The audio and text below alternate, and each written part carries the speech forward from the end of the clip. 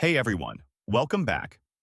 In this video, I'll show you how to edit a worksheet on Canva, step by step.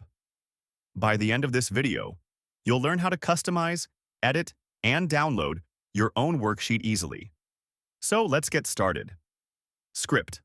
First, open the Canva website by going to canva.com. Now, on the Canva homepage, you'll see different options. Here, look for the option called Worksheet. Click on the Worksheet option to open it. You'll see many ready-made designs. Now click on any sheet you like. After that, click on Customize Template. Now you can see the worksheet has opened in the editor. If you want to edit the text, simply click on it. For example, I'm editing 70% off and changing it to 80% off. Now you can see it's edited successfully.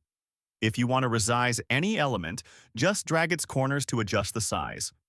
You can also drag and move any object anywhere you like. This one or that one. You can move them all easily.